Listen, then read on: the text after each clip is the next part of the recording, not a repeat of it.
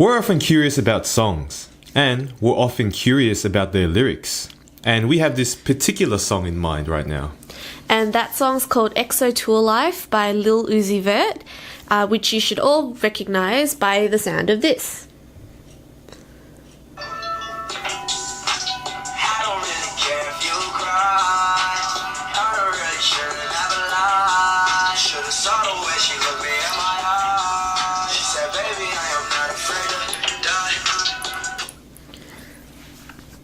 All my friends are dead. Push me to the edge. Alright. So we'll be breaking this song down from first its chorus, the first verse, and then the second verse. As usual, we're going to be going through each of the lines. We're going to give it a bit of a discussion, share our opinions about it, what we think. And hopefully you'll be taking home, a better understanding of the song. Well, at least from our point. Because the truth is, we're not experts, we're not college professors who have degrees in lyrics and all that. We're just regular people. So, I'm Dan. I'm V. And we're bringing you lyrics at home. So let's do it. The song EXO Tour Life is by the artist called Lil Uzi Vert. I don't know too much about him. I first heard this song when a friend suggested it to me. We were all at a party, we were hanging out together. Some of us were talking about music. And I said, I like really meaningful songs, not just the plain old, party kind of songs. And my friend, Lil Sandra, she's like, oh yeah, you should listen to this song. It's really deep. And when I listened to it, at first I gotta admit, I didn't like it because I didn't like the mumble type of rap, but when I listened to it more, it grows on you, and the chorus was definitely catchy. I think that's one of the best things about the song, the catchy chorus. Everyone will recognize it by the push me to the edge, all my friends are dead, and that got me hooked. And eventually I started to look into the song more. And yeah, I'm surprised it's actually quite deeper than I thought. So the song came out in 2017 on February 26th.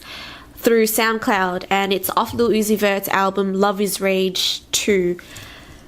Yeah, and I think it was actually first debuted off his EP Love Is Rage 1.5, which came before his debut album Love Is Rage 2. And also he got the title of the song from with The Weeknd's EXO tour, which he was the opening act for. I'm not sure about the strange spelling and the uppercase, lowercase and all that, but I don't know, maybe it's the cool thing to do now. I'm not very cool, so I don't really know. Something I researched about Lil Uzi Vert is he gets some of his inspiration from Marilyn Manson, who is an alternative rock artist. I think Lil Uzi Vert is in the hip-hop section because his sound definitely has a hip-hop kind of feel to it, as well as his lyrics. But I think with this particular song, it is under the genre of alternative rock, and that's probably due to his influences from alternative rock artists such as Marilyn Manson, who I think he follows on Instagram as well. It's pretty cool, quite the artistic guy. So as far as we know from researching this song, it's mainly focused on the breakup of he and his girlfriend Britney Bird. Yeah, I think they broke up in 2016, and this song was released 2017, so it must have been about their relationship and the falling out. I'm not sure. As we're breaking down these lyrics, I do want to keep our discussion more general towards general ideas about the songs, because when I do listen or look at a lot of songs, the ideas of them are usually kept more general and more open so that many people can relate to themselves. They're more relatable to other people. The meaning can be interchangeable with that. And I know this song is about directly Lil Uzi Vert and his relationship with Britney Bird, but I feel a bit uncomfortable stating it's a direct quote to her and it's directly from him and all that, so I might keep it a bit more general just for a bit of professionalism. I don't feel good talking direct quotes about, towards someone, or mentioning direct names like Britney, other words. I feel like I'm gossiping about them. It is kind of gossip in a sense, but I do want to keep this little bit professional. So I'll be referring to Lil Uzi Vert more as our artist or our performing artist. And maybe when we talk about she, I'll be referring her more as our ex-partner, or, our ex-girlfriend, rather than explicitly saying her name. But I don't know, we'll see how we go. Other than that, should we get started with the song? Sure. So we'll start off with the intro, which starts off as follows. You alright? I'm alright. I'm quite alright, and my money's right. Counting them bands all the way to the top till they be falling over. Counting them bands on my way to the top till we be falling over. Yeah, so this is pretty much what he just mentions and, says at the start. It's kind of like the shout out, or it's just the introduction to the song, really. I feel this is mainly in reference to his ex-girlfriend, because it's almost as if he's asking her, are you alright? Because I'm alright, in reference to the breakup. Like, after this breakup, I'm alright, are you alright? And I'm doing pretty good because my money is pretty right. Yeah. So from the start of this part, the are you alright, I'm quite alright, and my money's right, we can see this as an indication that there was a discomfort, or that there was possibly a conflict happening. And we know now that there was a breakup, or maybe this was like the breaking up of their relationship. Yeah. And asking you all right, and saying I'm all right, we see a concern for well-being, because maybe something dramatic happened, or I don't know, but the concern for well-being is definitely there. When they ask, are you okay, how you doing? I'm okay. And then our artist looks to his positives and looks to the fact that his money is fine. Like, he's fine financially. He feels comfort knowing that financially I'm all right. I don't have to worry. Like, even though things went bad, but I'll be okay. I can go on with life. I think because sometimes some people, when something bad happens to them, things might go so bad that they might end up quitting their job, or they might start being loose with money and all that. Well, he feels that he is secure, financially, and that's one of his positives, and it's a good thing, he looks for, a positive aspect that gives him comfort, gives him strength to continue. I almost feel like at the start when he asks you alright, it's just a courtesy to ask that, because he mentions that he's alright twice, and then he goes on to mention that his money situation, his financial situation is good. So it's almost as if he doesn't really care if she's alright. He's just asking out of courtesy, but at the same time kind of boasting to her that I am not fazed by you at all. I've in that sort of sense, that's how I So you think feel. of it as him confirming that he's at the advantage at this point. Yeah, pretty Maybe. much. That's how I take it. Okay. Alright, so we'll move on.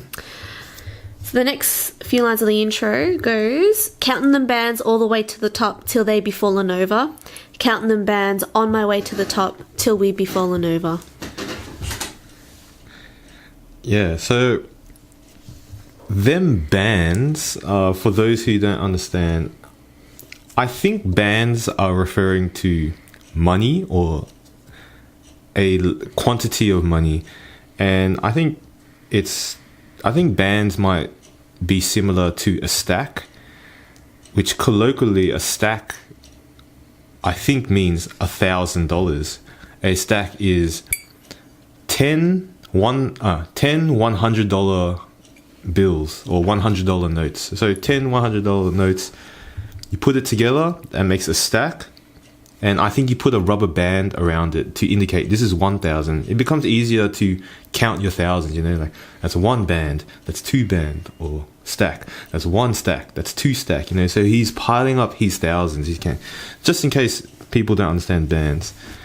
And then he goes, you know, all the way to the top till they be falling over. You know, that obviously shows a great accumulation of money, you know, that especially when, you know, he's talking about his stacks, you know, and he's stacking them up.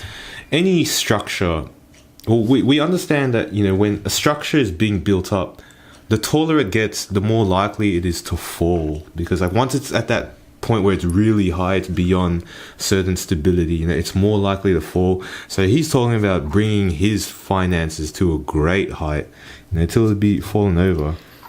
And then when he goes, on my way to the top till we be falling over, we guess he means he's talking about the growth and the progression of his career, most likely. And he goes we, so maybe him and his friends, his colleagues, you know, his companions, his whole entourage. Yeah, but they're all going to be making it to the top with money, with success, with whatever he, you know, wants to count as climbing. But yeah. And till they be falling over, I guess till the extremely rich, where it's, you know, a ridiculous amount of money, which is it's a good goal to go towards. You know, it's definitely a good goal. You know, there's a lot of things you can do with a lot of money. Shall we move on to the chorus? Yeah, let's move on. Sure. So the first two lines open up with, I don't really care if you cry, on the real you should have never lied. So the I don't really care if you cry part, I think with the crying, it's a tactic to garner reaction, and the fact that he says I don't really care if you cry tells me that he doesn't give a reaction. So I'm assuming that his ex-girlfriend is crying as a tactic to garner some sort of response or reaction from him, but he doesn't give one that she desires. Yeah, definitely. Because you know, crying, it's definitely when someone cries or something cries, it's definitely seeking a response. I like to think of cries as you know, the demands for sympathy or pity. You know, if I was to cry in front of people, like if I actually went out and tried to cry in front of people, you know, I want them to feel sorry for me. I want them to pity me. You know, like, oh, you know, I want that sympathy. I want everyone to have sympathy. So maybe, you know, when his ex-partner was crying, he didn't want to give her no sympathy, no pity. He didn't care anymore. It seems anymore. Yeah. You know, because usually the normal response to someone crying is you care. It's a usual thing. When a baby cries, babies, they have trouble using language, you know, at the early age. So the basic communication is they cry. Wah, wah, wah, wah. You got their attention. They know that you've got they got your attention, and they could definitely get what they want, you know, with that pity, that sympathy. It seems that things have gone overboard, and for him to state that he doesn't care, it seems like he's saying he doesn't care anymore. Especially since he seems involved with this person. But maybe he just doesn't really care. Maybe in general he just doesn't really care about strangers or anyone. Yeah. I'm not sure. Or maybe he's just become desensitized to the crying or to the tactic, because maybe it's happened often and this time he just does not care. Yeah. Well, the line after says, on the real you should have never lied. So it's saying, truth be told, I don't care because you lied. And lies are a betrayal. It's an ultimate betrayal. And so he's saying, in reference to why he doesn't care, it's because she lied. Yeah, definitely. So just to get some clarification, with the line on the real, for those who don't understand, on the real is the same as saying honestly. It's like an interjection. Yeah, to be honest. Yeah, or to say, to be honest, or to be on the real, it's like saying frankly. It's an interjection frankly, yeah. that someone is about to reveal the truth. Yeah.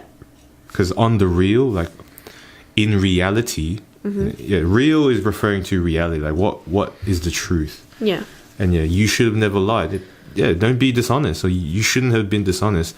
And I think lies really matter, especially when you're in a strong relationship with someone, whether it's a friendship or an actual intimate relationship. Lies are a horrible thing, because relationships are all about being honest with each other. Yeah. At least like where I'm from, that's what they're about. Yeah.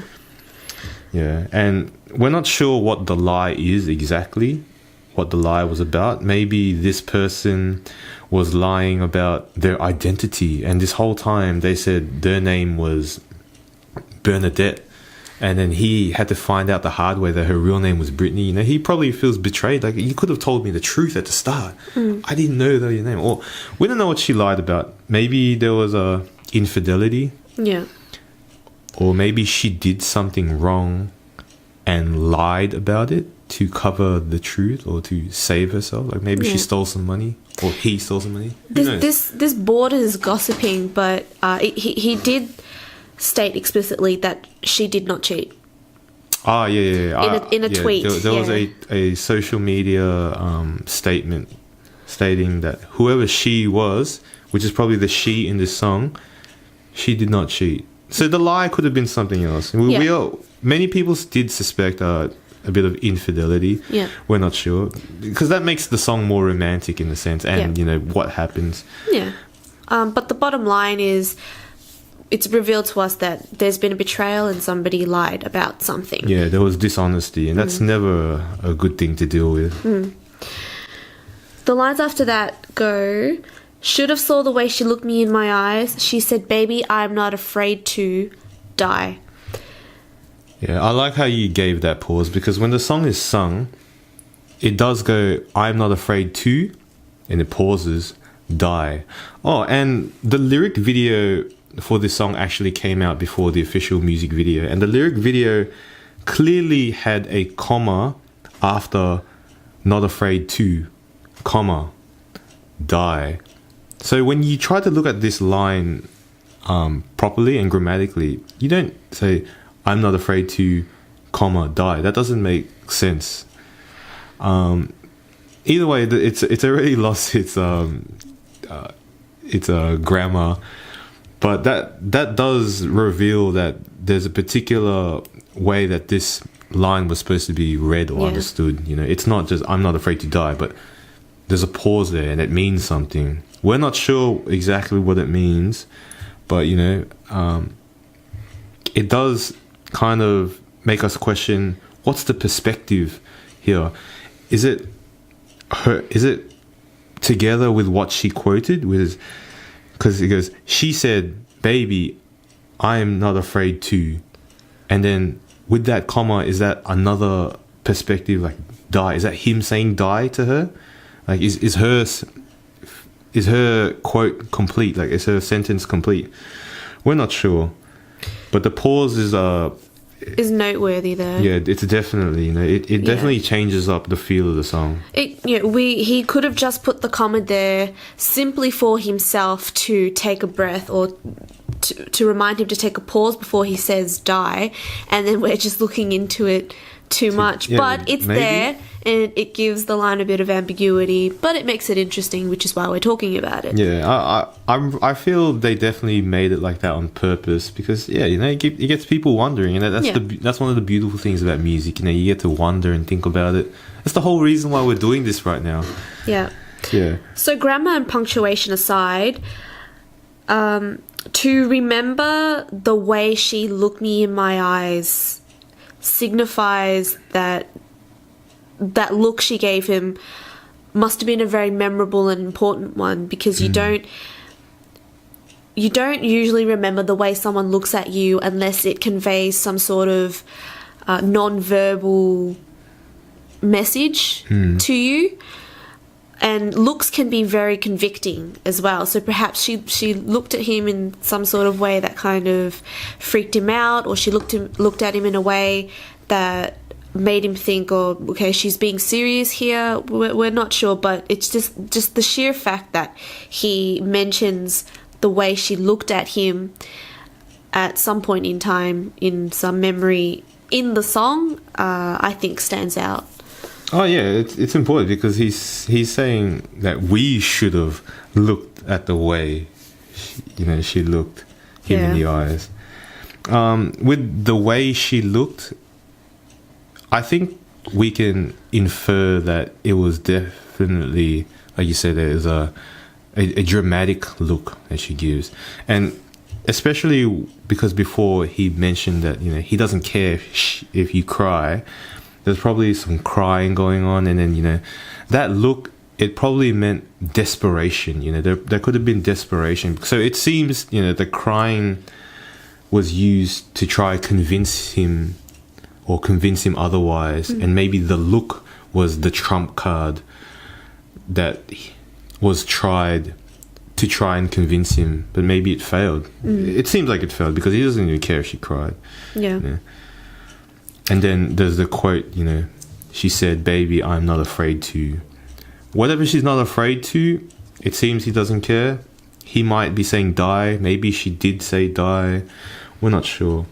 But if she did say die, then there is the mention and the assertion of suicide, which is it's a pretty dramatic thing to mention, Yeah. especially about yourself. It's because no one should be committing suicide. No way. It's a horrible thing. Yeah, of course. No one should be taking any life, whether it's someone else's or their own. So that is already, quite the dramatic suggestion. Yeah. If so. And it goes in tandem with the line before it, with the way she looked at him, because it's quite normal for a person to fear death. But for her to say, if she did say I am not afraid to die, then it tells you that this is not a normal response, because people normally do fear death, and to not fear death is not a normal thing to say, and which is probably why it stuck with him, the way that she looked him in the eyes and said, as she said this. Well, I'm assuming she looked him in the eye and said this at the same time. Yeah, like on the real, on the real in this situation, things were getting really intense. Yeah. There was crying. There was the way she looked. It's probably a dramatic look. There's threats of suicide and death. Things are going pretty crazy here. But something to note is he says she. The way she looked at me, and then he also says she said. So there's definitely a female involved, and we know it's about Brittany. But yeah, either way, it makes it clear that the ex-partner is involved. But the thing to keep in mind with the chorus is that the perspective of each line isn't clear. The only part that is clear is when she said, "Baby, I'm not afraid to die." That we don't know if die is connected, but that's the only clear perspective we have when she says that. The "I don't really care," the "on the real you should have never lied," the everything else, we're not sure whose perspective it is, whether it's him saying it, whether it's her saying it, whether it's both of them. And that goes the same with the next section of the chorus, which is, "Push me to the edge, all my friends are dead. Push me to the edge, all my friends are dead. Push me to the edge, all my friends are dead. Push me to the edge." So, push me to the edge is an idiom.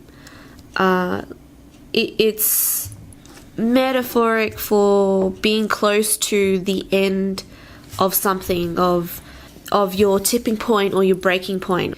Your distress has reached its climax and you're at the very tip and you're about to fall over and down the slope, is what push me to the edge is. So here he's expressing that he is in some sort of distress and he's had it up to his limit with dealing with it. Maybe push me to the edge in itself is a tactic. When you say push me to the edge, it is a tactic. It's almost a bluff in a sense, you know. Or maybe he's taunting, like, go on, push me to the edge. It is a taunt in a sense because we're not sure what the taunt is for, but he seems to be willing to go that far, or maybe it's a bluff and he's not willing to go to the edge. And when the idea of push me to the edges means push me to the edge where like the edge of a building or the edge of a cliff, something at a great height that will result in death when you finally do get pushed over the edge. Yeah. You know, so push me to the edge is like, you know, bring me close to, you know,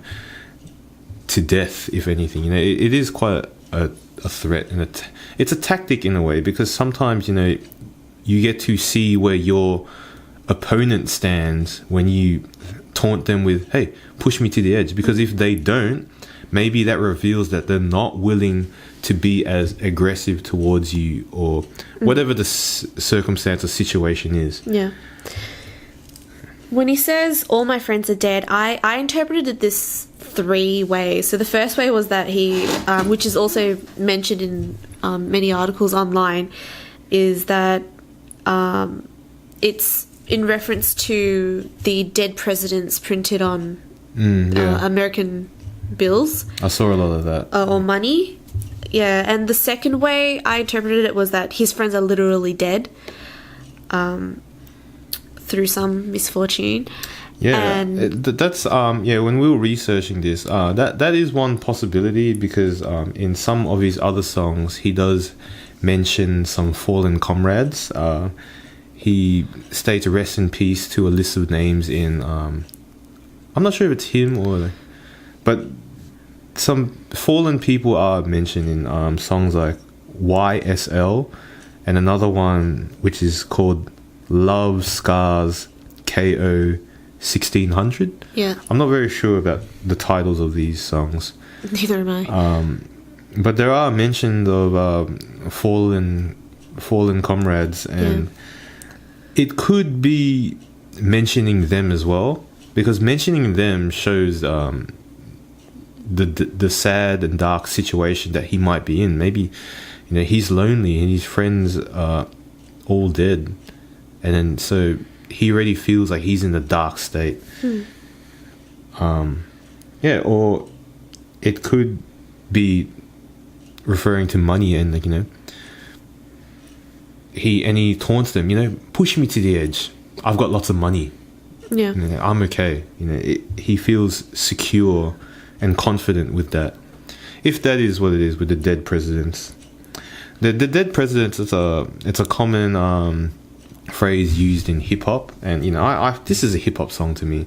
It was mentioned as an alternative rock song, but to me this is still hip-hop, which is alternative rock in a sense.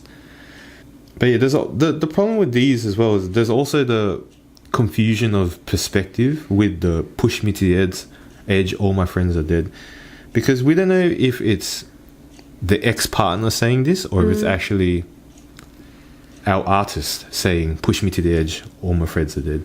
Could be both of them saying it, could be only one of them, we're not sure. But it's the confusion of whose perspective it is interesting, you know, and I like that, you know. And besides, it's catchy. It's not the most delightful thing to sing, but you know, you can't help but singing along to that, you know. It's very easy, it's very he's made it catchy. It's very catchy for sure. But you know, it can be noting, you know, a sense of loneliness and darkness, you know, and maybe, you know, the push me to the edge, if he is feeling really dark and alone and sad, the threat of being pushed to the edge, you know, maybe it's his way to search for intense emotions, because, you know, when people are unhappy, they're sad, you know, they need to feel extreme things in order for them to, you know, not exactly deal with the depression or the sadness, but, you know, they're already feeling a deep level of one emotion. They need to feel a deeper level of other feelings like pain, or, you know, happiness or something, just to help out, you know, because they're already at that point. I'm not sure. Yeah. The other thing that the line "all my friends are dead" reminds me of, the third thing, is that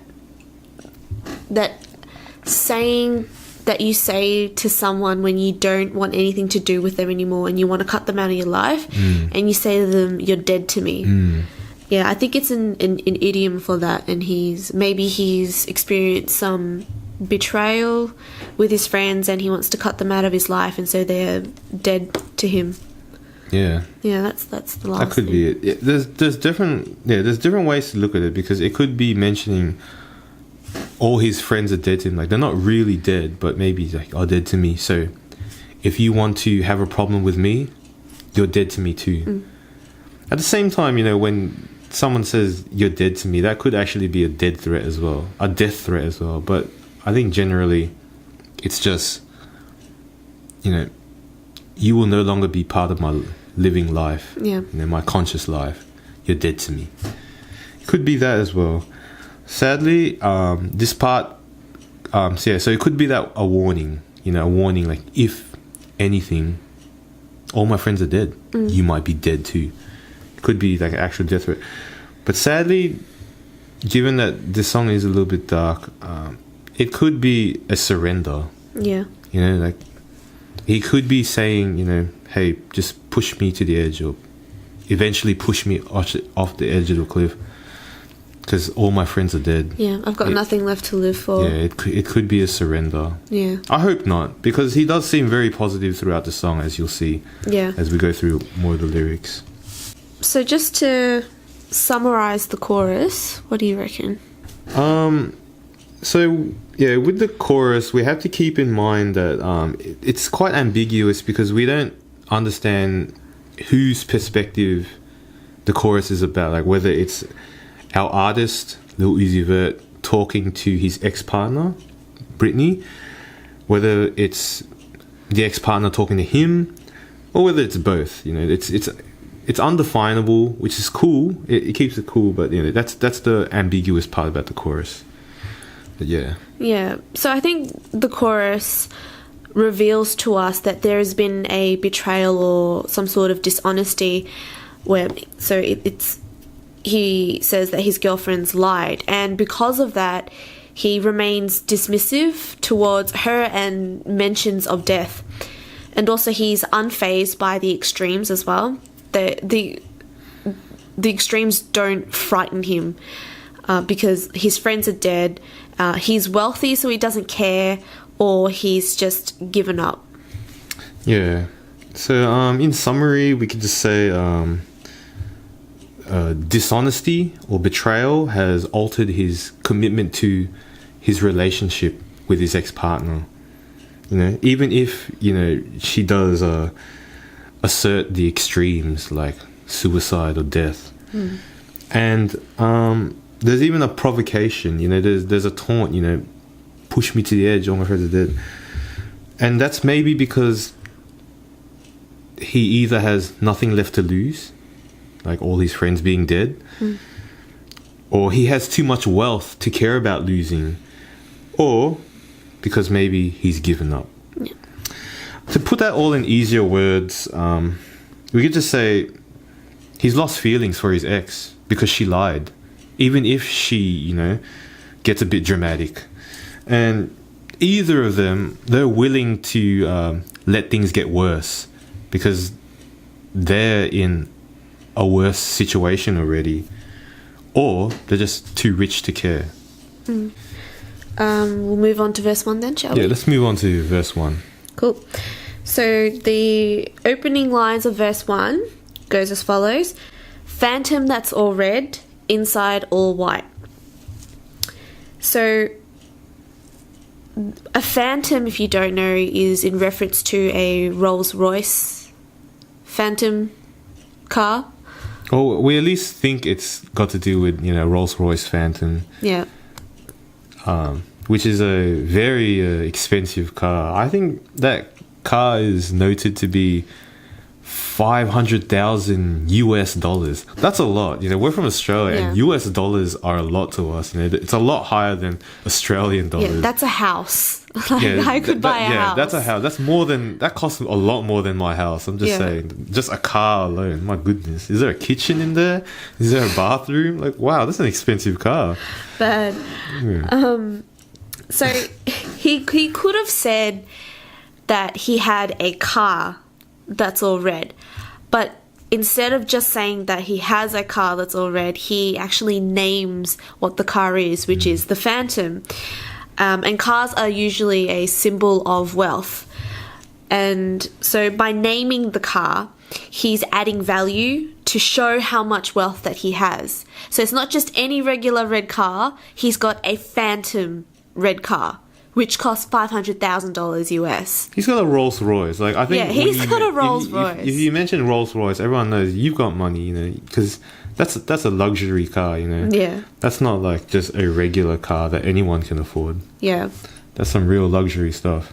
yeah, but the lines after that go, like something you ride a sled down, I just want that head. Backtracking a little bit to the line of inside all white, it works with like something you ride a sled down because white plus sled just means that it's just in reference to snow.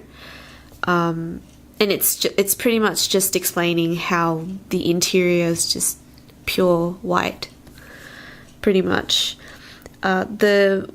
What I want to hone in on that's significant about these two lines is that I just want that head part, because it's an age-old cliche. If you have cars, it means you have money, and it means that you get the girls. So here he's just saying that if because he's got a nice car, he'll get the girls and he'll get that inappropriate sexual act done to him in the car. He wants some oral sex with his nice car. Yeah. You know, he just wants to top off, you know, the luxury. Yeah. Anything. Yeah. You know, receiving oral sex while driving a car, I think a lot of people can see that as a sense of masculinity. You know, when people know that you are receiving these services as you drive your car, you know, you must be successful in some way, especially in charming women, you know, to get such a thing. It's definitely a boast. It's a sense of pride, if anything. You know, a bit of bravado. But yeah, I feel like there's a bit of masculinity in there. You know, when another man shows this situation or this instance to another, you know, it's a way to size up. Like, look at me. Yeah. Look at the services I receive. Yeah, it's boastful. It's definitely pure. It's a boast. Boasting. Yeah. Yeah. With the ride a sled down, how we understand it, it's like snow. Snow is white. Maybe when they refer to snow, it could be also about cocaine, which you know, because sometimes they refer to cocaine as snow because, you know, it's a white powder. I don't know, but we find out, you know, that's not exactly his drug, but it is another indication of financial wealth, you know, when you mention cocaine. Yeah. Because it's not cheap. Well, drugs are not cheap. Well, I don't think they are. And, you know, so maybe it's another boast about money. Yeah. But yeah, either way, boasting about the car, about receiving some services. Lewd sexual acts. It is a boast about, you know, it's a boast, you know. He's trying to show he's got lots of money. He's successful, for sure. The lines after that go, my Britney got mad, I'm barely her man now. So the fact that he says my Britney, the my represents possessiveness, but also it shows how dear she is to him, for him to call her my Britney. For sure. And then in contrast, he says, I'm barely her man now. And the fact that he uses barely shows, I think, from what I think, shows how much she means to him versus what he means to her. Because he still calls her my Britney. But he's barely her man now, which means that she's like probably close to cutting it off with him, or you know, she's loose with how with how she sees him and their relationship. Yeah. Yeah, and I think this is the instance where you see cracks or relationship problems. And after that, he goes, everybody got the same swag now. Watch the way I tear it down. I think this is in reference to other artists and how he thinks they have the same style. And there is no uniqueness in the industry anymore. Yeah, like no one's original. Yeah. I also feel it is towards other hip hop artists, because even later in the song, it still feels like he's talking about other hip hop artists. I don't know. He could just be talking about everyone in general, and not being original or anything. But I think given that his situation is being a famous uprising hip hop artist, he is probably talking about his competitors. Yeah. And when he says, watch the way I tear it down, I think that's his proclamation of, I'm the unique one, so watch me break that trend of sameness. Maybe. When I hear the word the phrase tear it down, I feel it means, well, for people that understand, I feel it's about overwhelming something, or rather, it's like standing up against something. Yeah. Yeah, it's probably him standing up against something, because everyone is the same. Watch him stand up against it. Because tear it down, I think that phrase has got to do with, big dictatorships, and they got their posters everywhere. And then the rebels, they come and then they tear the poster down. It could be like that, or it could be tear down a building, that the monarchs live in. I'm not sure. I like to think of tear it down as got to do with a bit of rebellion, but also overwhelming. And he's overwhelming them. I don't know if that's what they mean by tearing down. But I feel it's got a bit of an idea of overwhelming. Yeah. And with swag, for those who don't really understand swag, I don't know if it's exactly got to do with a swagger, but it's close to swagger. I think when people talk about swag, it's just about style. And the way you walk. Yeah, the way you... Well, that's swagger. Swagger is an attitude you put on. Yeah. And I guess swag could be the same thing. It could be similar to swagger. It's an attitude, it's behavior. And he probably feels that everyone's got the same mentality, the same attitude, the same style. Yeah. And he probably doesn't like that. He probably feels that he's different. He listens to Marilyn Manson, so he's definitely different in a sense. Yeah. Traditionally speaking, for someone in the hip-hop industry to be into Marilyn Manson who's not in that genre of music, I think, makes him a bit unique. I think a lot of people actually like Marilyn Manson. They just might not show it to their peers. I think everyone in music and the music industry can appreciate all forms of performing arts and music and all that. Because when you're a musician, you got to be open to all types of music. That's what makes you better, and you learn different things, different sounds, different techniques from different subcategories. And I'm just saying. Yeah. I don't think it's an exclusive thing or anything. Yeah. So the lines after that go, stacking my bands all the way to the top, all the way till my band's fallen over. I just think he's flexing his wealth here again, just like the intro. He's definitely have a bit of flex, a bit of boast. He's showing off, he's big and strong financially.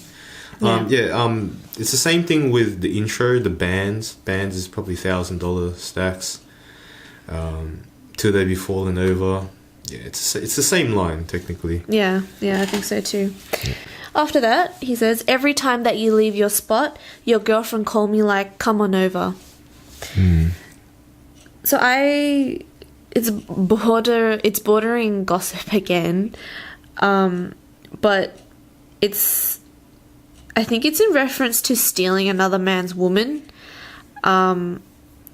which I think he probably thinks is a sign of wealth, or Of power, for sure. Of power. It's definitely Power. a sense of masculinity. You Yeah. know? You feel like you're a better man if you can take Yeah. someone's a woman off them. You know? Yeah. It's definitely a boast in a sense. Yeah, because when you acquire wealth and power, you do get this sense of being able to get anything that you want. And so you can get cars, you can get women and fame, and at the same time you can, I guess, take another man's woman. Sadly, out there in the world, a lot of women are not too faithful with their man, which is a sad fact. And, you know, if you do have more power, meaning money or, you know, occupational success or something, you do have more leverage to take another man's woman, sadly. But yeah, I think we can only, you know, assume, but this is probably about how he got his relationship with his ex-partner, Brittany. Maybe he did win Brittany off another man. We're not sure. And, you know, she's inviting him over, you know, for intimate activities or something. Yeah. But, you know, whenever the man's not around, that's when he takes the initiative to, you know, make himself more acquainted with the girlfriend. Yeah. So here we don't know if he's speaking just generally about, like, taking other men's girls in general, or if he's being specific to his ex-girlfriend. Yeah. I feel it's his ex-partner because, you know, the theme of the song does seem to revolve around her. Yeah, definitely. For sure. Yeah. It's implied. So after that, the lines go, I like the way that she treat me. Gon' leave you, won't leave me. I call it that Casanova. So when he says, I like the way that she treat me, maybe he had a bad relationship in the past, or he's had many bad relationships in the past, and she just treats him really well. He must really like things about this girl. Maybe she's a good cook, you know? Yeah. Maybe she makes awesome cupcakes or something. Yeah, maybe she babies him. And, or maybe he likes that. Maybe she's intelligent and he's sick and tired of being with stupid individuals. You know, he likes to hear a bit more sophistication in his conversations. I don't know. Maybe she can massage well. Yeah. Or maybe she treats him food. Like, I like the way she treats me. Like, it's my treat. She shouts him this, shouts him that. Like, that's awesome, you know. Who doesn't love free food? Yeah, you know, or like, you know, she shouts him clothes or things. Like, she's probably an awesome person. Yeah. You know? Or maybe she's got skills, you know. Maybe she can do a backflip and stuff. Like, oh, damn, I love that, you know. Yeah, she backflips me all the time. I don't know. Like every Halloween trick or treat, and he chooses treat, and she does a backflip. He loves that. Remember, he does say, "I like the way she treat me." Maybe she's really aggressive and really mean, and he likes that. Maybe he likes that. He likes being abused. And all those kinks. I'm not sure, but he hasn't been clear about it. But I don't know. He likes whatever treatment he's getting from this individual. Yeah. So when it says "Gon' leave you, won't leave me," I call it that Casanova. That speaks about desirability, or his desirability. How women want him enough to leave the current man that they're with, or this woman or individual. Yeah. And then he references Casanova, who he's an old playboy from back in the day, I think. Yeah, an old womanizer in the history books. I'm not sure. I think he was an Italian adventurer. I forgot which century. What do you mean adventurer? So he was probably just a guy that did a lot of things, and like, he did whatever he wanted. And women love that. Women love a person who can assert themselves and do whatever they want. You know, they love that confidence. And, you know, he used that confidence to his advantage to sway a lot of females back in the day. And so a lot of men like to, you know, think of themselves as Casanova because they want to feel that confidence too. Yeah. They want to know they have the power to sway the women. Yeah. Yeah. So that's who Casanova was. Yeah. That's a good thing if you can be considered Casanova. Well, at least to men. I don't know how women feel about it, but it's a very masculine thing, you know. Like, oh, he's Casanova. He's like Casanova. You know? Casanova's like the wolf in Little Red Riding Hood. They tell you to be wary of. Yeah. Like, you stay away from men like that.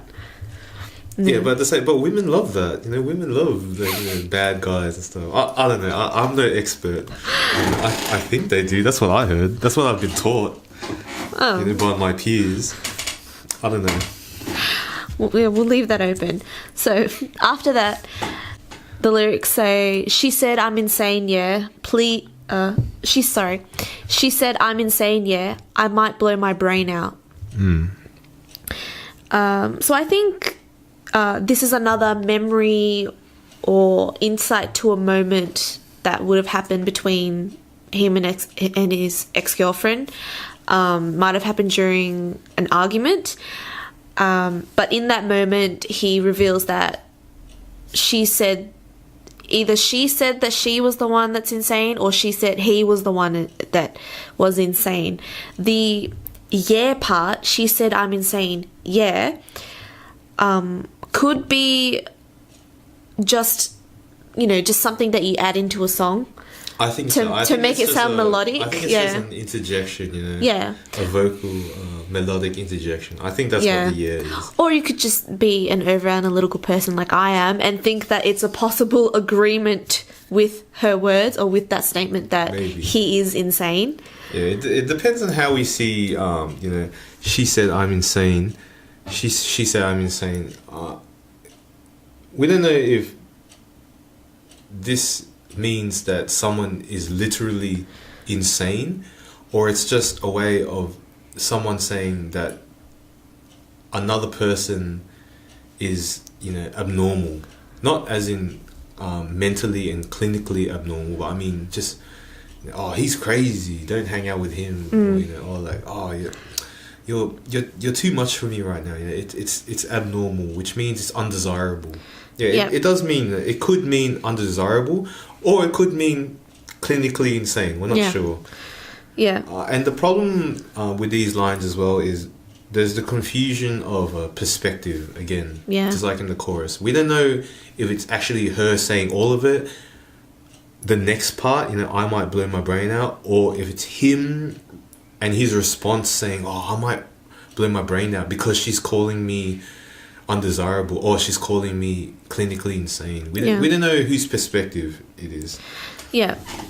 Being over analytical again with the let me justify why I think that it's a possible agreement with that statement that he's insane, because he says, I might blow my brain out. Sane people do not say that. It's not a sane thing to say that you want to blow your brains out. But he could be so sane enough that it's another taunt, another tactic, you know, because he's already saying, push me to the edge. Yeah, that's true. Yeah, and then now he's, you know, I might blow my brain out. It could be a tactic as well. Yeah. We're not sure. It's, you know, it's open for interpretation. That's the beauty of, you know, lyrics and music. Yeah, which is why we're doing this. At the same time, I think, in general, just saying, I might blow my brain out, just signifies great emotional distress. Yeah, it's frustration. You know, I might blow my brain out, you know, because sometimes if people are so frustrated, you know, they, figuratively speaking, you know, sometimes the best solution is to just, you know, end your life so you don't have to deal with the frustration. Yeah.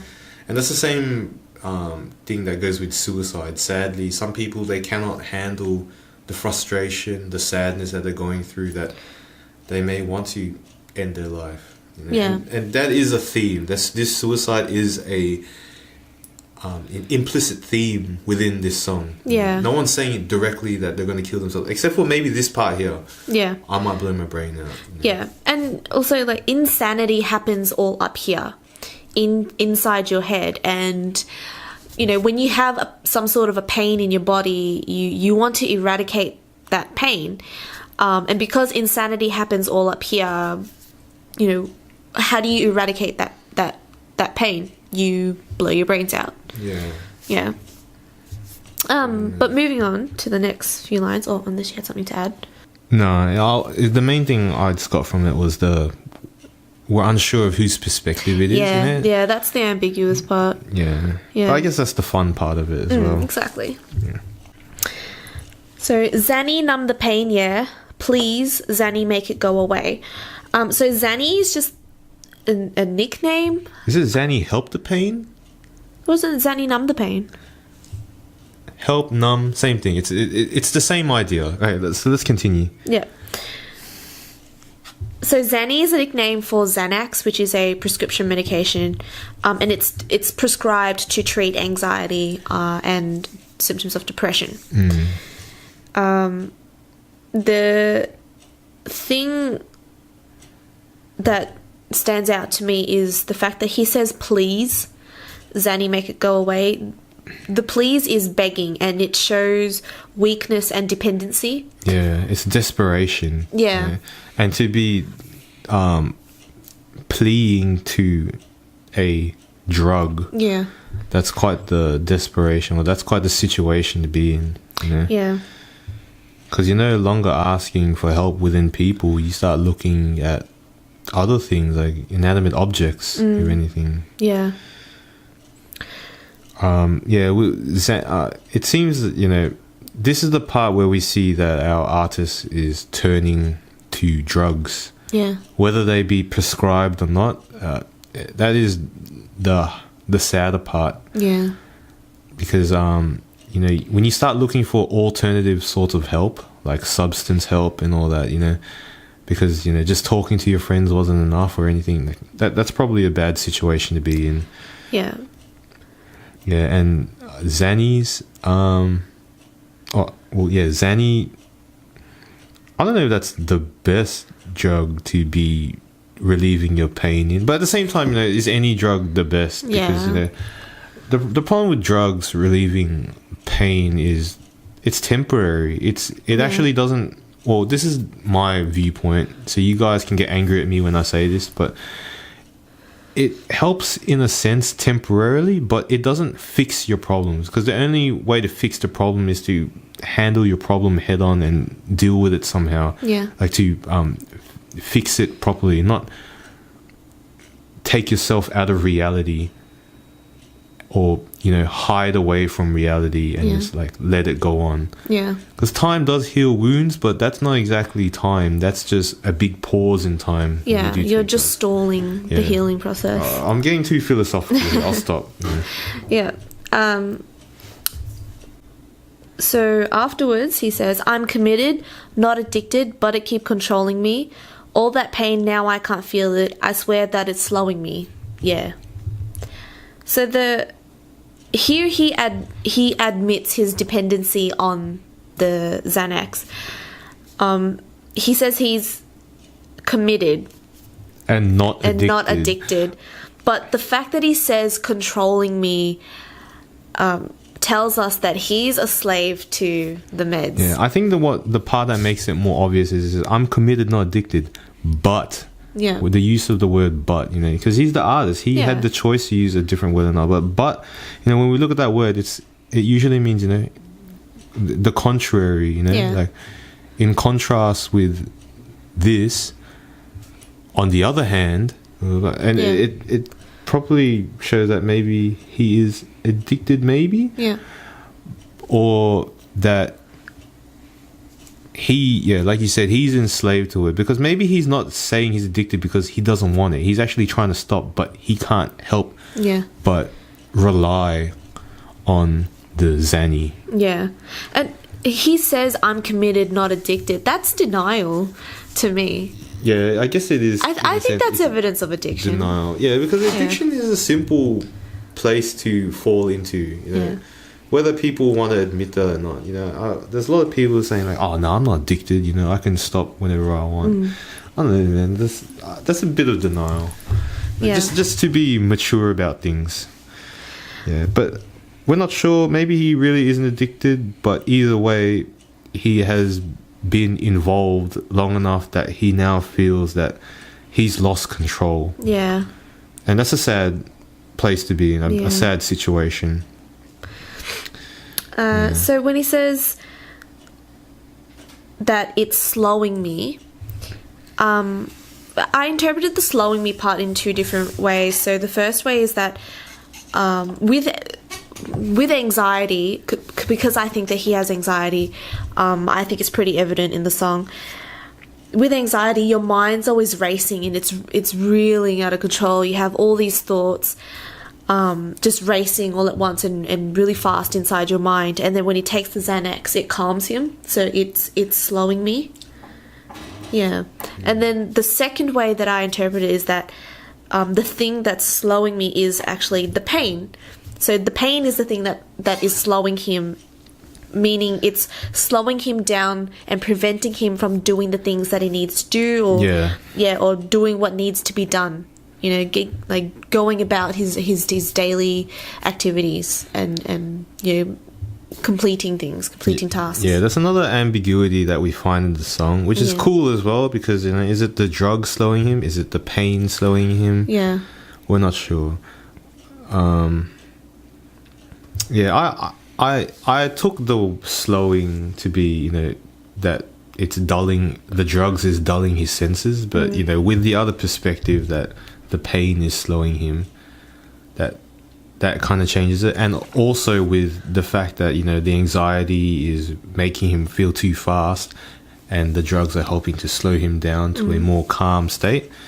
That is definitely another thing to consider as well, because with Xannies or Xanax, things get a lot more calm, a lot more relaxed. And I guess you could say slower as well, because physically when you're slow and more calm and relaxed, mentally you get to that stage as well. Yeah. Until you start to hype yourself up again in your head. But he obviously doesn't want that. He you can tell he's in a stressful situation. Yeah.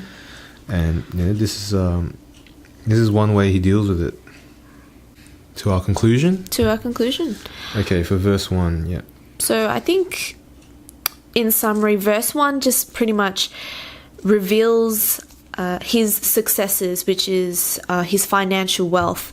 And it also reveals to us his relationship problems. And also the development of his stress and anxiety, which pertains to other artists, his career, and his ex-girlfriend as well, which results in his drug use or abuse. Yeah.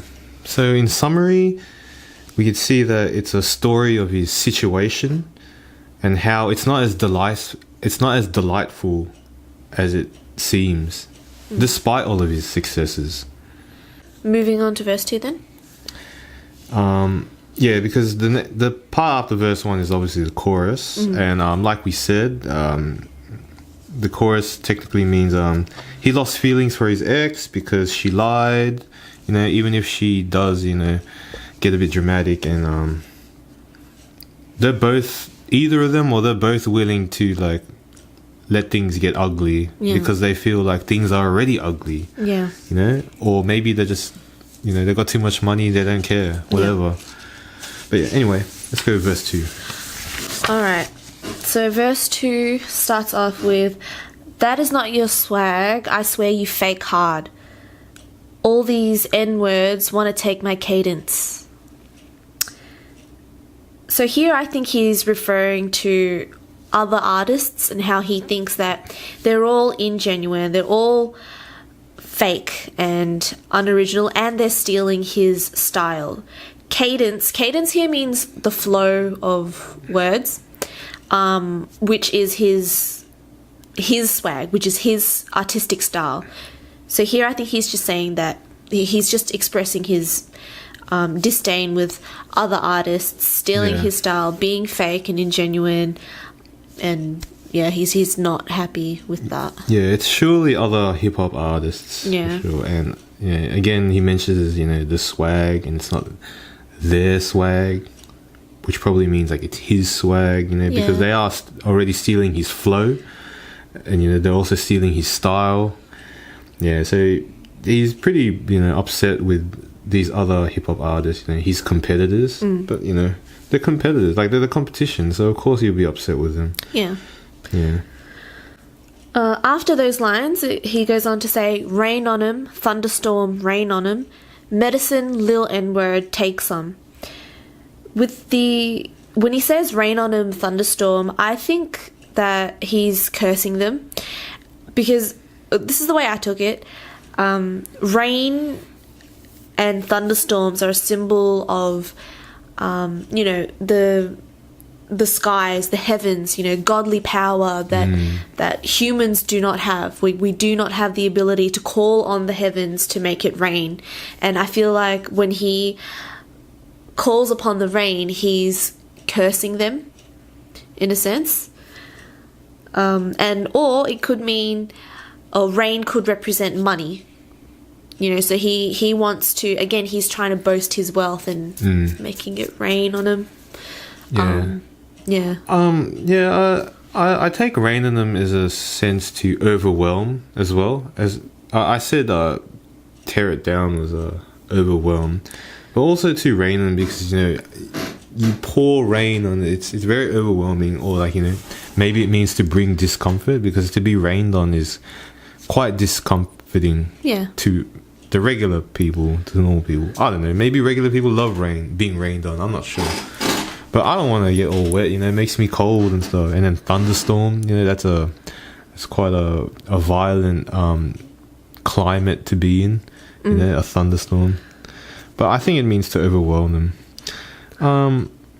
So with the medicine part, we again see it's probably referring to the drug use, to the Xanny. The Xanax. Yeah. When he mentions little nigger. Oh, by the way, when we say certain words like the N-word, we are quoting the lines that are being said. We're not using it in our regular speech. So for those who get offended, we mean no offense. We're only quoting the lines here, and we're not using it regularly or comfortably. We want to be sensitive to certain words and phrases, but at the same time we've got to be professional and just say things out. As long as people understand this is a quote, because if there's a line in the song that says motherfuckers, we can't just be saying MFs all the time when we read out the line. We have to be professional and at least read it as it is. I'm not going to say MFs or anything. When there's a quote, I'm going to read it exactly how it is, just in case there's any offense. But when he does refer to little N-word, we're not sure who exactly he's talking about. He could be talking about his peers, his competitors, and he could be demeaning them by calling them little. Or he could be talking about himself and how, he needs to rely on his medication. And then take some... The encouragement to take the medication, or probably drugs, it could be to, to prove that, to his competitors, like, yeah, you're weak, so, if you're gonna suffer from me, so you might as well comfort yourself because you're gonna have a hard time with me. Could be saying that, or it could be him talking about how he's going through his hard time and he needs to comfort himself somehow. Yeah. And maybe the fact that other artists out there that are stealing his style is stressing him, and so he takes the Xanax, or tells himself to take the Xanax to deal with it. Yeah, or other medications. Yeah. Might be more than just Xanax. Yeah. We're not sure. Yeah. After that, he says, fast car, NASCAR, race on. In the club, ain't got no ones that we would beg them. I think here, with the fast car, again, that's just a reference to wealth, and he's just flexing his wealth because, if you own a fast car, you probably have the money for it. Yeah, it's probably, got to do with sports cars or something. Luxury cars, which are usually quite fast. Yeah. With the ain't got no ones, the ones refer to American dollar bills. And also I think it's probably a reference to being in a poor. strip club. Yeah, and in a strip club. Okay, when he says in the club, I think he means being in a strip club because that's where regular use of $1 bills occurs. Yeah, because so apparently in strip clubs in the US, patrons, they use $1 bills to tip strippers. I'm not sure why it's $1 bills. I think it's because you can hold many of them and you could carefully distribute your finances to whichever stripper you feel deserves it. I'm not sure. And he does say ain't got no ones in the club, so he's probably is talking about not having not enough money in the strip club, and that he would beg them. He's probably begging for a lap dance or for their attention at least. Yeah, or a free drink or something. Yeah. Yeah. I think also when he says ain't got no ones, like I said, I think it's a reference to being poor as well. Like you're being so poor that you don't even have $1 in your pocket. Yeah. It could also be talking about he doesn't have anyone. He doesn't have anybody. But I don't know, I think ones is referred to a number. Yeah. But it could be, he could be saying he has nobody as well.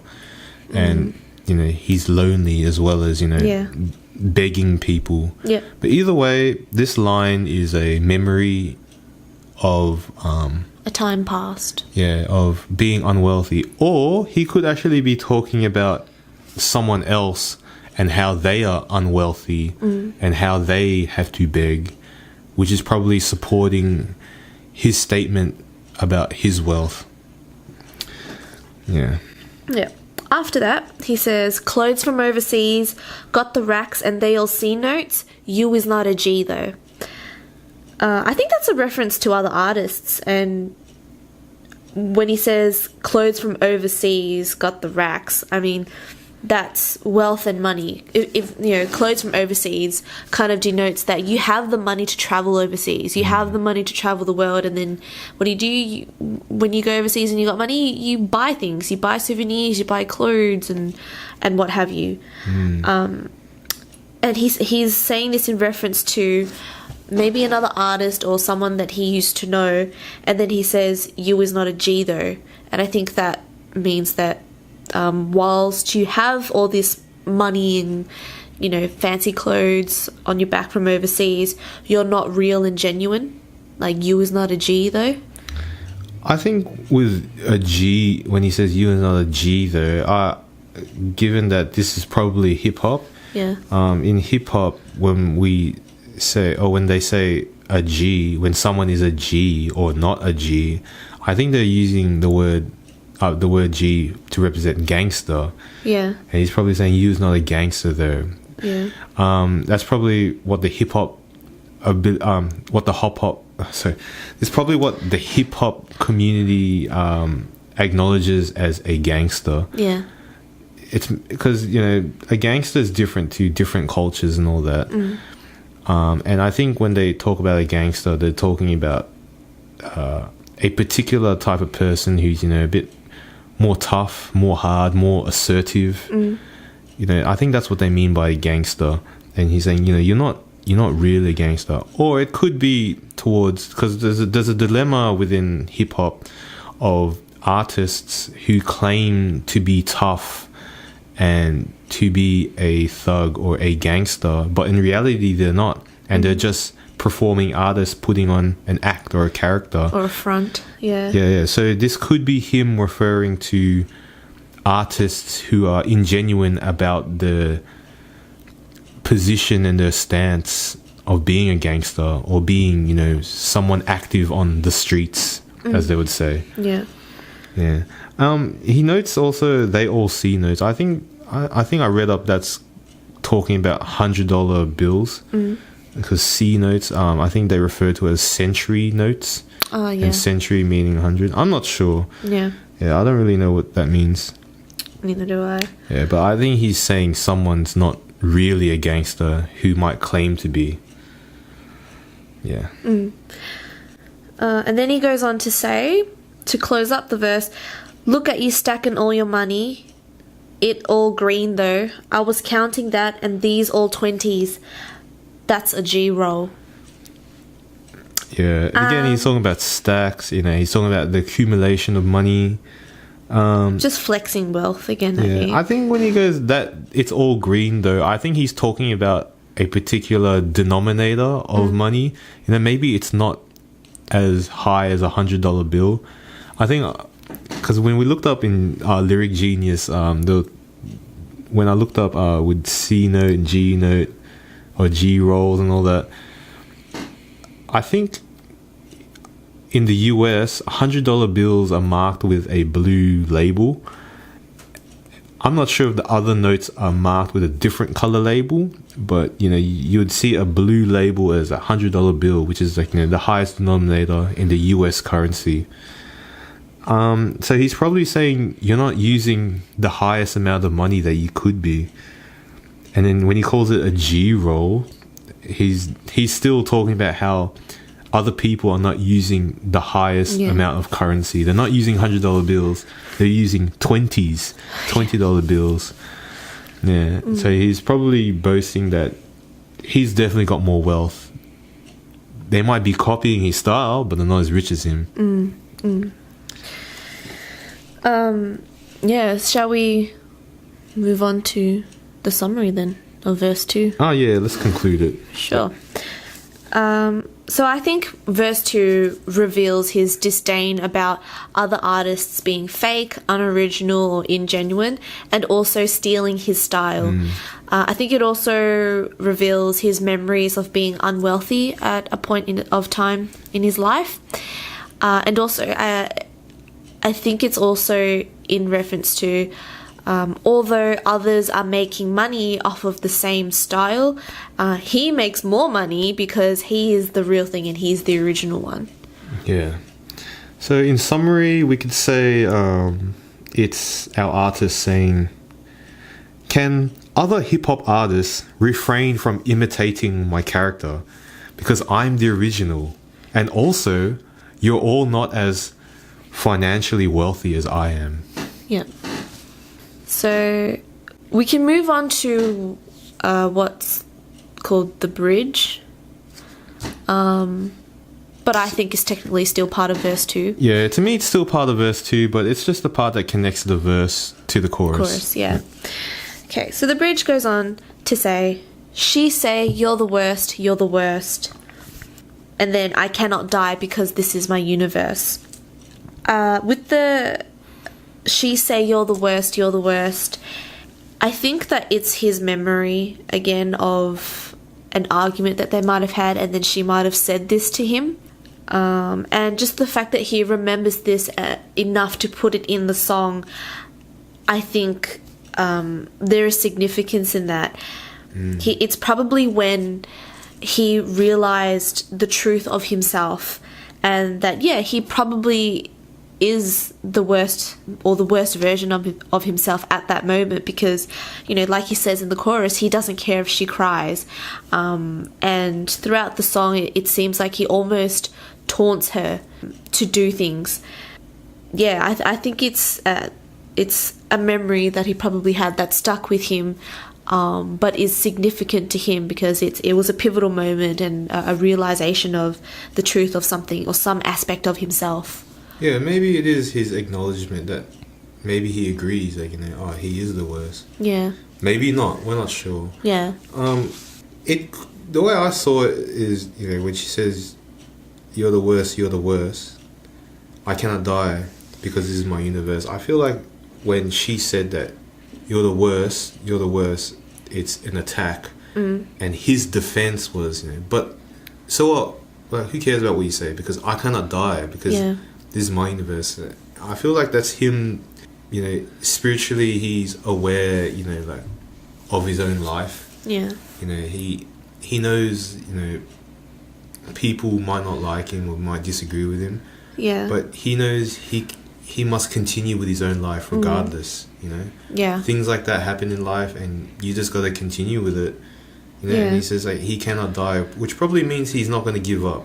Yeah, I agree. I think, when he says that I cannot die meaning that I cannot give up, and because this is my universe and the universe is representative of his life. So, he probably thinks that this is what my life entails. I acknowledge that, and I cannot give up, no matter how difficult it is. Also, with "You're the Worst," it could be his ex-partner stating how he is compared to his competitors in the industry. You know, like, you're the That's worst. true, yeah. Yeah, she's probably saying, you know, oh, you're the worst of them all. The others Yeah. are good, but you're the worst. Ha ha ha ha. Yeah. And then he's saying, no, you know, I can't be the worst. I cannot die. Yeah. You know, because, you know, I'm in control of my life. You know, I know, I'm aware of my life. Maybe, I'm not Yeah. sure. There's lots of ways Yeah. to see it. Extending on that, if she does mean you're the worst, as in of everyone else in that industry, of all the other artists, you're the worst one of them all. If that's the case, then maybe when he says I cannot die because this is my universe, maybe he's saying that my universe is the trend that he's created, and he cannot die because he's the creator of that universe. He's the creator of that style and of that trend. That you know, could also be what it means. Maybe he's calling the industry his universe because he feels he's already in control. Yeah. You know, and when it's something is your universe, you are the god. Yeah. So of course you cannot die. You know, because this is his world now. Could be him saying that. Yeah. Not sure, but we should probably it's hard to summarize, but we'll try to summarize this part. Yeah, we'll try to summarize the bridge. Yeah, I pretty much think that this part is just a spiritual acceptance of what his life is, and the acknowledgement of the difficulties, the stresses and the hardships that his life has, but he cannot give up, and he cannot give up hope on it. Yeah. No, I pretty much had the same thing. Like I noted, in summary, he's got problems with his girl or his ex-partner, but he hasn't lost hope, because to his relief, you know, he's spiritually in control of his life and himself. And when I say spiritually, whenever we talk spiritually, we're not talking about mystic, voodoo, supernatural stuff. Yeah. We're just talking about understanding yourself as a person, as an individual, and understanding what you are and who you are in life and in other people's lives. That's what it means to be spiritual. Yeah, it's personal development and growth. Yeah, it's not something mystic or anything. It's just about understanding yourself and just who you are.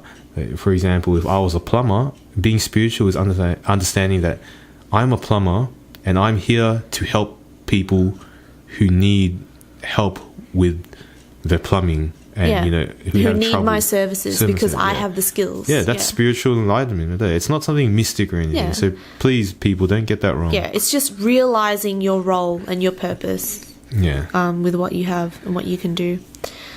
Yeah. So the song goes on to another chorus and pretty much finishes there. So we should probably come up with a conclusion for the song, wrap it all together.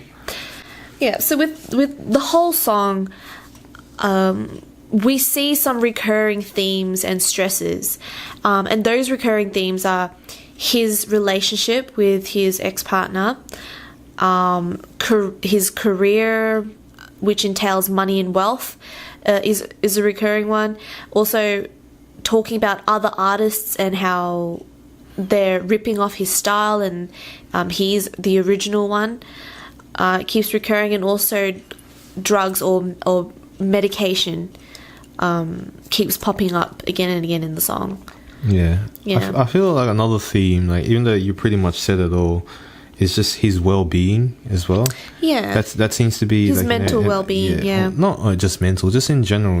That it seems to be a theme going on. Because in a sense, this song is quite emotional. For our artists. And I think some people can relate to it as well. I think a lot of people can relate to it when they do find the understanding of the lyrics. I think this whole song is just a proclamation of his distress and, sadness and heartbreak and everything in between. So, in summary of the song in its entirety, we could probably say that it's our artist's awareness that he's in the state of deep distress.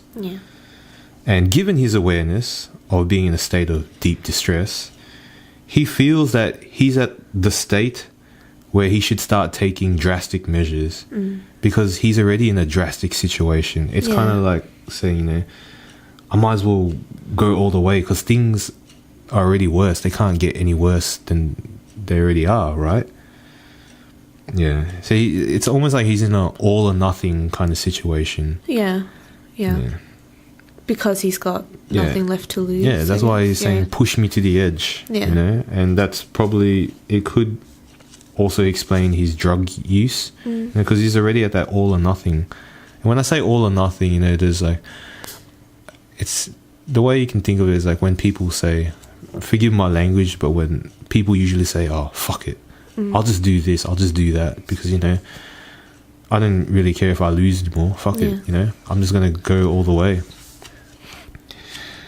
Yeah, well, so just to conclude the song, you know, it's our artist or Lil Uzi Vert's awareness that he's in deep distress, and because he knows he's in deep distress, he's going all or nothing in anything because, you know, he feels things cannot get any worse.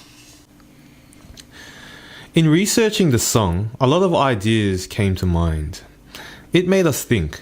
Yeah, we got to thinking. Yeah. Oh, none of this is part of the explanation, by the way. Yeah, it's just stuff that we were thinking or wondering about.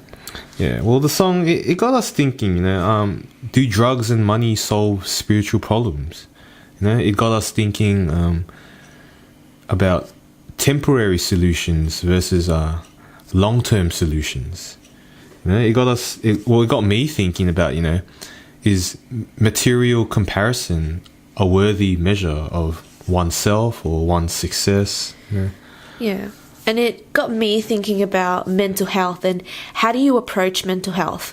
Because throughout history, we've been looking at mental health through a medical point of view. But now we know that we should look at it through a psychological point of view as well. Yeah. And the song got us thinking about, you know, how should we handle our competitors or our competition? You know, it got us thinking about how, you know, there are violent measures versus non-violent measures. Because in hip-hop music, you know, violence seems to be a recurring theme. But our artist here doesn't seem to, you know, incite any violence, you know, towards his competitors or anything. You know? And it got us thinking about, you know, a positive attitude towards competition, you know, and not giving up. Because throughout the song, it seems that our artist has not given up, you know, he's still hopeful, he's still going on, he's still willing to commit. And yeah, well, yeah, the song got us thinking. But yeah, that wraps it up. So thanks for listening. We would love to hear, you know, any feedback from anyone. You know, just tell us, you know, how we did, tell us what we can improve. You know? If there's anything you like or don't like, want more of or want less of, just like let us know. Yeah, because in all honesty, you know, we're having fun doing this and we would love to continue. Yeah, and also we apologize if we offended anyone with what we explained, what we said. You know, we're trying to keep things as polite and nice and acceptable as possible. So we do apologize for any discomfort we may have caused. And yeah, just let us know, you know, the good things, the bad things, and how we did. So yeah, to wrap it up, I'm Dan. I'm V. And this is Lyrics at Home. Thanks, guys. Thanks.